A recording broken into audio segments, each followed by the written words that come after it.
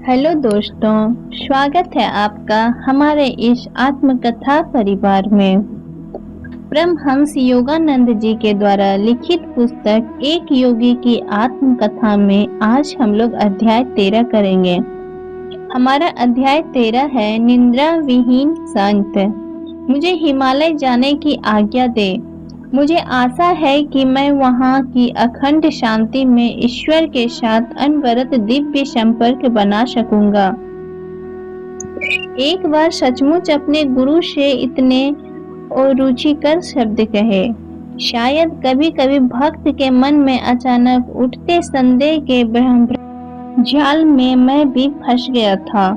College की पढ़ाई और आश्रम के कर्तव्यों की वजह से मेरे अंदर बेचैनी बढ़ती जा रही थी। धैर्य खत्म हो रहा था।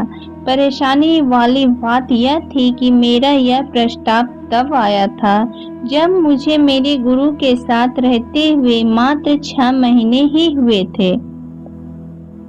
अभी तक मैं उनकी विशाल महिमा को समझ नहीं पाया था।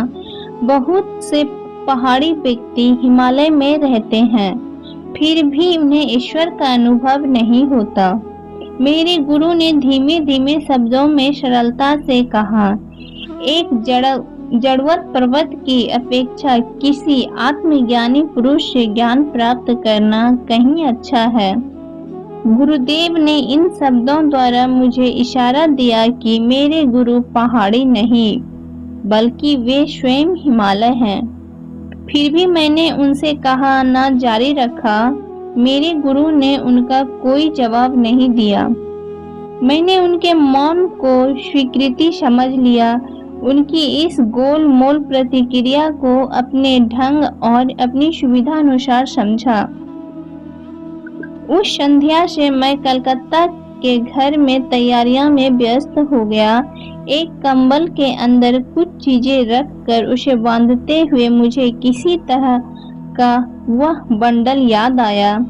जब मैंने चुपके से उसे अपनी अटारी की खिड़की से नीचे फेंक दिया था, मुझे लगा कि कहीं हिमालय की ओर का पलायन पहले की तरह यह भी अनिष्ट ग्रह वाला ना सिद्ध हो। पहली बार मेरा आध्यात्मिक उत्साह उछाल पल था। आज अपने गुरु को इस तरह छोड़ते हुए मेरा अंतर्मन भारी था। दूसरे दिन सुबह मैंने बिहारी पंडित को ढूंढा। मेरे स्कॉटिश चर्च कॉलेज में मेरे संस्कृत के प्रोफेसर थे। सर, आपने मुझे लाहिड़ी महाशय के महान शिष्य के बारे में बताया था। क्या आप उनका पता मुझे दे सकते हैं? तुम्हारा तात्पर्य राम गोपाल मजुमदार से है? मैं उन्हें निद्रा विहीन संत के नाम से पुकारता हूँ। वे हमेशा परम ब्रह्म में लीन जागते रहते हैं। उनका घर तारकेश्वर के पास रणवाजपुर में है। मैंने उन्हें धन्यवाद दिया और फिर ट्रेन से तारकेश्वर के लिए निकल पड़ा। मैं अपने मन की आशंकाओं को निद्रा विहीन संत के द्वारा हिमालय में एकांत ध्यान के लिए उनकी स्वीकृति पाकर अपने मन में उठते संदेह को शांत करना चाहता था। बिहारी पंडित ने बताया कि उनके मित्र निद्रा विहीन संत को पृथक गुफाओं में कई वर्ष तक क्रिया योग करते रहने के बाद आत्म साक्षात्कार हो गया था। तारकेश्वर पहुंचकर मैंने उस प्रख्यात मंदिर के पास पहुंचा। हिंदू इसे इसी तरह पूजते हैं जिस प्रकार कैथोलिक ईसाई फ्रांस के लॉर्ड्स को पवित्र स्थान की तरह मानते हैं। तारकेश्वर में रोग निवारण के असंख्य कारनामे हुए हैं, जिनमें एक मेरे परिवार के सदस्य के साथ भी हुआ था। मेरी चाची ने मुझे एक बार बताया था। मैं पूरे 1 सप्ताह मंदिर में बैठी रही। पूरी तरह से उपवास रखकर मैंने तुम्हारे चाचा शारदा, जो एक जीर्ण रोग से ग्रस्त थे, उनके उस रोग की मुक्ति के लिए प्रार्थना करती। 7वें दिन मेरे हाथ में अचानक से एक जड़ी बूटी आ गई। मैंने उस पत्तियों को उबाल कर उसका रस तुम्हारे चाचा को दिया। उनकी बीमारी उसी वक्त खत्म हो गई और कभी दोबारा उन्हें वह रोग नहीं हुआ। मैं उस पवित्र तारकेश्वर मंदिर में प्रवेश किया। उस मंदिर में गोल पत्थर के सिवाय कुछ भी नहीं है। इसकी परिधि जिसकी कोई शुरुआत और अंत नहीं थी। इस प्रकार यह अनंत ब्रह्म को बहुत सटीक ढंग से प्रदर्शित करता है। इस तरह से ब्रह्म के निराकार रूप को एक तुच्छ अनपढ़ किसान भी समझता है। वास्तव में पाश्चात्य देशों के ने हिंदुओं को कल्पना जगत में जीने का आरोप भी समय समय पर लगाया है। मेरा मन उस समय इतने वैराग्य से परिपूर्ण था कि मेरे लिए वहां एक गोल पत्थर के सिवाय कुछ नहीं था। मैंने मन ही मन सोचा, ईश्वर को केवल अपनी आत्मा के अंदर खोजना चाहिए। बिना किसी प्रकार का आदर प्रकट किए मैं मंदिर से बाहर निकला और बाहर रणबाजपुर गांव पैदल चलते हुए पहुंचा। रास्ते में एक पथिक से जब मैंने वहां का रास्ता पूछा तो वह गहरे सोच में डूब गया। जब तुम चौराहे की तरफ पहुंचो तो दाहिने मुड़कर सीधे चलते जाना। उसने इन शब्दों के साथ अपना मौन तोड़ा।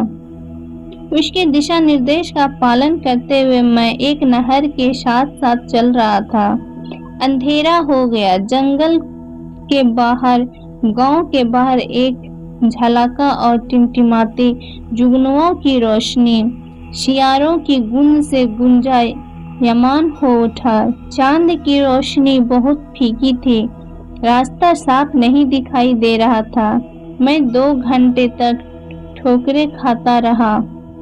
गाय की घंटी की आवाज कितनी मधुर थी। मेरी जोर जोर से पुकारने की आवाज सुनकर एक किसान मेरे पास आया। मैं राम गोपाल बाबू को खोज रहा हूँ। इस नाम का कोई व्यक्ति यहाँ नहीं रहता। उस व्यक्ति ने तीखी आवाज में कहा, शायद तुम झूठ बोलने वाले एक जासूस हो। उसके संदेह को मिटाने की उम्मीद में मैंने नम्रता से उसे अपनी परिस्थिति बताई। वह मुझे अपने घर ले गया और मेरा आदर सत्कार किया। रणबाजपुर यहाँ से काफी दूर है, उसने कहा। तुम्हें चौराहे से बाएं मुड़ना था, दाएं नहीं। मेरा पहला दिशा निर्देश देने वाला निश्चय ही यात्रियों के लिए एक मुसीबत डालने वाला था। मोटे चावल का भात, मसूर की दाल और कच्चे केले और आलू की तरी वाली सब्जी जैसे स्वादिष्ट खाने से तृप्त होने के बाद आंगन से सटी छोटी सी झोपड़ी में चला गया। दूर गांव से मृदंग गांजे बाजे के साथ गाने की आवाज की वजह से नींद नहीं आई। मैंने मन ही मन योगी राम गोपाल से मार्गदर्शन देने की प्रार्थना की। जैसे ही मेरे कमरे में रोशनी की पहली किरण पड़ी, मैं रणबाजपुर के लिए चल पड़ा। धान के खेतों के उबड़ खाबड़ रास्तों से चलते हुए धान की सूखी कटीली झाड़ियां और भूसों के ढेर से बचाता चलता रहा। कभी कभी कोई किसान मिलता तो वह मुझे बताता कि मेरा गंतव्य रणबाजपुर केवल 1 कोस यानी 2 मील ही दूर है। इन 6 घंटों में सूरज ने क्षितिज से मध्य मार्ग तक की यात्रा कर ली थी। मुझे ऐसा लगने लगा कि मैं रणबाजपुर से हमेशा 1 कोस दूर ही रहूंगा। दोपहर तक मेरी दुनिया अभी भी अंतहीन धान के खेतों तक ही सिमटी हुई थी। आकाश से बरसती तपती सूरज की किरणों से बचने के लिए कोई उपाय नहीं सूझ रहा था। तभी एक आदमी को आराम से टहलते हुए अपनी ओर आते देखा। मैंने उससे प्रश्न पूछने का साहस नहीं जुटा पा रहा था कि मुझे केवल 1 कोस न सुनने को मिले। वह अजनबी मेरे बगल में रुक गया। छोटा कद और दुबला, शारीरिक तौर से प्रभावहीन, मगर उसकी तीखी काली आंखें तेज से भरी थी। मैं रणबाजपुर जाने की सोच रहा था। चूंकि तुम्हारा उद्देश्य अच्छा था, इसीलिए मैं तुम्हारी प्रतीक्षा करने लगा। मेरे आश्चर्यचकित चेहरे पर अपनी उंगलियों फेरते हुए बोला, क्या तुम बिना सूचना के अचानक पहुंचकर चतुराई से मुझे पकड़ना चाहते थे? उस प्रोफेसर बिहारी को कोई अधिकार नहीं था कि वह मेरा पता तुम्हें दे। यह जानकर कि गुरु के सामने परिचय देने का कोई अर्थ नहीं है, मैं चुपचाप खड़ा रहा। उसके इस तरह से अभिवादन से मैं दुखी नहीं हुआ। फिर उन्होंने अचानक कहा, मुझे बताओ, तुम्हारे विचार में भगवान कहाँ है? क्यों वह मेरे अंदर और सब जगह है? व्याकुलता और संशय निश्चय से ही मेरे चेहरे पर साफ दिख रही थी। सर्वव्यापी, हाँ, दबी हंसी में उन्होंने कहा, फिर क्यों युवा महोदय, आपने तारकेश्वर मंदिर में कल अनंत ब्रह्म का स्वरूप गोल पत्थर के सामने तुमने सिर नहीं झुकाया। तुम्हारे उस अभिमान के कारण ही उस पथिक ने चौराहे में बाएं और दाएं को अनदेखा किया। तुम्हें यह एक प्रकार की सजा थी। आज भी तुम्हें काफी मुसीबत झेलनी पड़ी। मैं उनसे पूर्णतः सहमत था और यह सोचकर आश्चर्यचकित था कि सामने अति सामान्य प्रतीत होने वाले शरीर में सर्वव्यापी आंखें छुपी हुई है। उस योगी से निकलती उपचार रूपी किरणों का प्रकाश मुझ पर पड़ा। मैं उस तपते खेत के बीच में ही स्वयं में एक ताजगी का अनुभव करने लगा। एक भक्त में यह सोचने की प्रवृत्ति होती है कि वह उनके द्वारा अपनाया मार्ग ही ईश्वर को पाने का एकमात्र मार्ग है। उन्होंने कहा, योग जिसके द्वारा अपने अंदर दिव्य ईश्वर मिल जाता है, वह सबसे सर्वोच्च मार्ग है, ऐसा लहारी महाशय ने मुझे बताया। लेकिन अपने अंदर ईश्वर को खोजने के बाद शीघ्र ही हमें उनकी अनुभूति बाहर भी होती है। तारकेश्वर के पवित्र मंदिर में और अन्य भी लोग उन्हें आध्यात्मिक शक्ति का केंद्र मानकर उनकी श्रद्धा करते हैं और ऐसा करना एकदम सही है। संत का आलोचनात्मक रुख गायब हो गया था। उनकी आंखें करुणामय और सौम्य हो गई थी। उन्हें मेरा कंधा थपथपाया। युवा योगी, मैं देख रहा हूँ कि तुम अपने गुरु से भाग रहे हो। उनके पास सब कुछ है जिसकी तुम्हें जरूरत है। तुम्हें उनके पास लौट जाना चाहिए। पर्वत तुम्हारे गुरु नहीं हो सकते। राम गोपाल जी उन्हीं विचारों को दोहरा रहे थे जिन्हें श्री युक्तेश्वर जी ने मुझे प्रकट किया था। मास्टर अपना निवास चुनने में स्वतंत्र है। ये ऐसा कोई विद्यमान नहीं है कि उन्हें अमुक जगह ही रहना है। मेरे साथी ने मुझे रहस्यपूर्ण दृष्टि से देखते हुए कहा, भारत और तिब्बत के हिमालय के शिखरों का संत पर कोई एकाधिकार नहीं है। जिसे अंदर पाने का प्रयास ना किया जाए उसे वहां जाकर नहीं पाया जा सकता है। जैसे ही भक्त आध्यात्मिक ज्ञान लाभ के लिए पृथ्वी के दूसरे छोर तक जाने के लिए तैयार होता है, उसका गुरु उनके आसपास ही प्रकट हो जाता है। मन ही मन में इस बात पर सहमत हो गया। अपनी बनारस की प्रार्थना को याद करते हुए, जिसके बाद मैं अपने गुरु श्री युक्तेश्वर जी से भीड़ भाड़ वाले सकरी गली में मिला था। क्या तुम अपने लिए एक छोटे से कमरे की व्यवस्था कर सकते हो जहां तुम एकांत में रह सको? हाँ, मैं मन ही मन सोचा कि यह सामान्य बात करते करते फौरन किसी विषय विशेष पर आ जाते हैं। तो वह तुम्हारी गुफा है। योगी ने ज्ञान जगा देने वाली ऐसी दृष्टि मुझ पर डाली जिसे मैं कभी भूल नहीं सकता। वही तुम्हारा पवित्र पर्वत है। वहीं तुम अपने ईश्वर का साम्राज्य पाओगे। उनके इस सरल शब्दों ने जीवन भर मेरे मन में बैठी हिमालय के प्रति आसक्ति पूर्ण रूप से समाप्त कर दी। धान के खेत के तपते मैदान में मैं पर्वतों और अनंत बर्फ के स्वप्न से जाग गया। युवा महोदय, तुम्हारे ईश्वर के लिए इतनी प्रयास प्रशंसनीय है। मैं तुम्हारे प्रति बहुत प्रेम महसूस कर रहा हूँ। राम गोपाल जी ने मेरा हाथ पकड़ा और मुझे एक अजीब सी कुटिया में ले गए। वहाँ के घर नारियल की पत्तियों से ढके हुए थे। संत महाराज जी ने मुझे अपनी छोटी सी कुटिया में बांस के एक प्लेटफॉर्म के ऊपर बिठाया। मुझे नींबू का शरबत और मिश्री का एक टुकड़ा दिया। वे अपने बरामदे में घुसे और पद्मासन लगाकर ध्यान में बैठ गए। 4 घंटे उपरांत मैंने ध्यान में डूबी आंखें खोली और देखा कि चंद्रमा के प्रकाश में योगी राज की मूर्ति निश्चल थी। जब मैं अपने पेट को कढ़ाई से कह रहा था कि मनुष्य केवल रोटी पर ही जीवित नहीं रहता, तभी राम गोपाल मेरे पास आकर बोले, मैं देख रहा हूँ तुम भूख से व्याकुल हो, शीघ्र ही भोजन तैयार हो जाएगा। बरामदे में मिट्टी का चूल्हा जला हुआ था।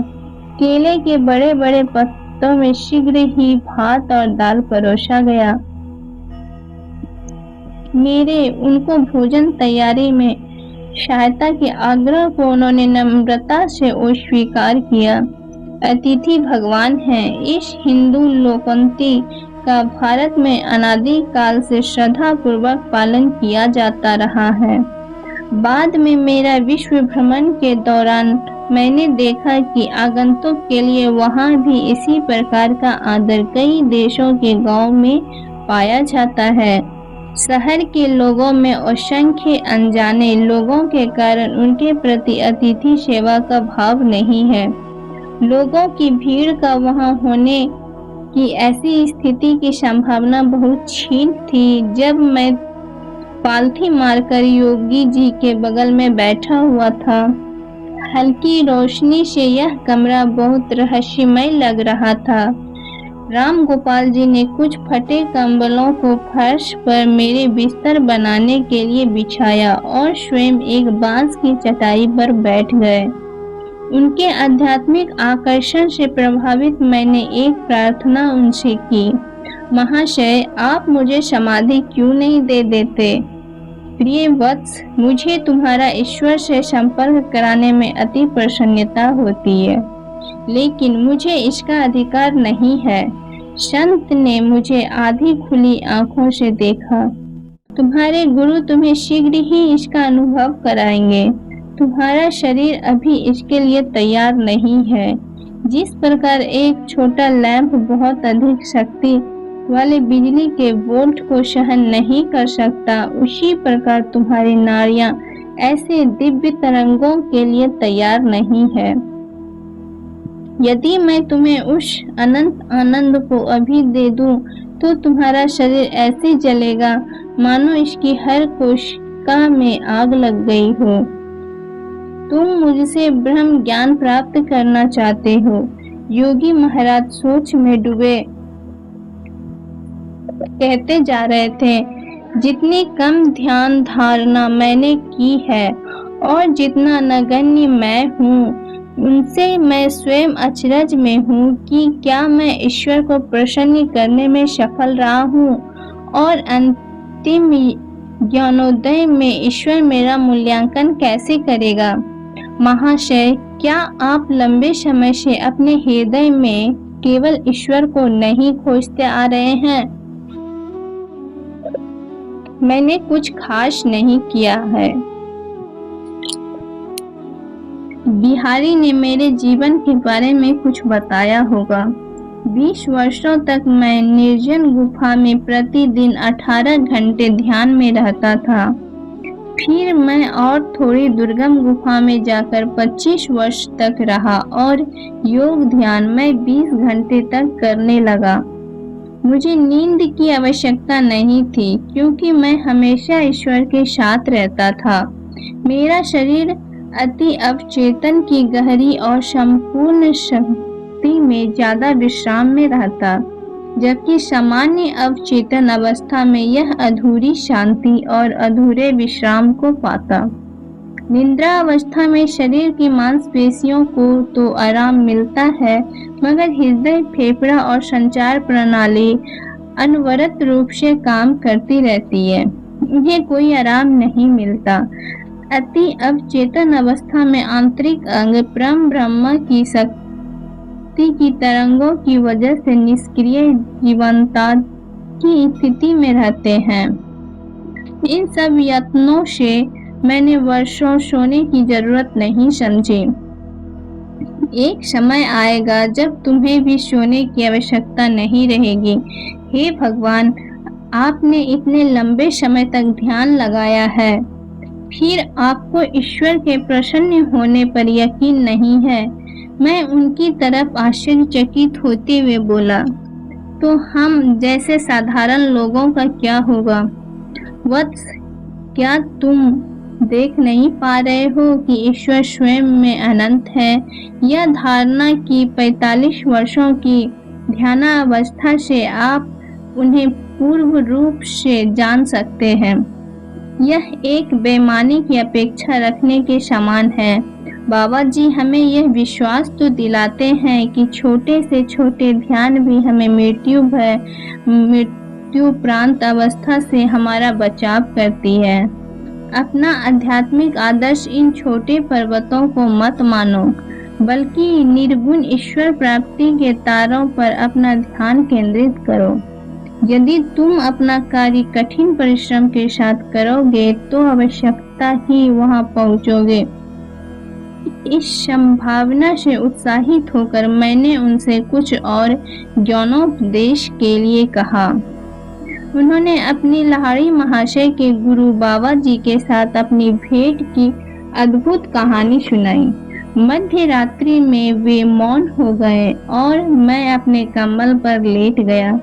मैंने अपनी आंखें बंद की। मुझे बिजली कौंधती हुई दिखाई देने लगी और मेरे अंदर की विशाल जगह पिघली रोशनी से भर गई। मैंने अपनी आंखें खोली तो वहीं आंखें चुंधियाने वाला प्रकाश देख रही थी। वह कमरा उस अनंत महाप्रकाश का हिस्सा बन गया था जिसे मैंने अपने अंदर के दृश्य में देखा था। तभी योगी राज ने कहा, तुम सोते क्यों नहीं? महाराज, मैं कैसे सो सकता हूँ जब मेरे चारों तरफ बिजली कौंध रही हो। चाहे मेरी आंखें खुली हो या बंद, तुम धन्य हो जो तुम्हें इस प्रकार का अनुभव मिल रहा है। इस तरह की आध्यात्मिक किरणों का दर्शन इतनी आसानी से नहीं मिलता। संत महाराज ने स्नेह से कहा। अगले दिन सुबह उन्होंने मुझे मिश्री दी और कहा कि अब मुझे जाना चाहिए। मुझे उनसे विदा लेने का दुख हो रहा था। मेरी आंखों के आंसू गालों को भिगो रहे थे। मैं तुम्हें यहाँ से खाली हाथ नहीं भेजूंगा, योगी ने बहुत प्यार से मुझे कहा। मैं तुम्हारे लिए कुछ करूंगा। वह मुस्कुराए और उन्होंने अपनी दृष्टि मुझ पर केंद्रित की। मैं जड़वत हो गया, मानो धरती से चिपक गया हूँ। मेरे आंखों के दरवाजे से शांति मेरे अंदर प्रवेश करती गई। मेरी गर्दन का दर्द जो कुछ वर्षों से बीच बीच में मुझे परेशान करता रहा था, वह तुरंत ठीक हो गया। प्रकाश में आनंद के सागर में मैं नहाकर मैं तरोताजा हो गया था और मेरी अश्रुधारा बंद हो गई। संत चरणों को छूकर जंगल की ओर चला गया। उसके बीच में इस रास्ते बनता हुआ कई धान के खेतों से होते हुए आखिर तारकेश्वर पहुंचा। फिर मैं तारकेश्वर के प्रसिद्ध मंदिर में दूसरी बार गया और वहां भगवान के सामने साष्टांग प्रणाम किया। वह गोल पत्थर अब मेरी अंतर्दृष्टि के सामने बड़ा होता चला गया। जब तक यह आकाश पिंड की तरह नहीं बना, उसके वृत्त के अंदर वृत्त, क्षेत्र के ऊपर क्षेत्र बनते गए। सभी ईश्वर की आभा से ओत-प्रोत लग रहे थे। 1 घंटे बाद खुशी खुशी कलकत्ता की तरफ जाने वाली ट्रेन में बैठ गया। मेरी यात्रा का अंत हो गया, मगर लेकिन यह किसी हिमालय के पर्वत में नहीं, बल्कि हिमालय की तरफ व्यक्तित्व के स्वामी मेरे गुरु के चरणों में। तो साथियों, हमारा 13वां अध्याय समाप्त होता है। ऐसे ही कहानी सुनने के लिए आप हमारे चैनल पर बने रहें और साथ में यदि वीडियो पसंद आए तो इसे लाइक, शेयर और सब्सक्राइब करेंगे।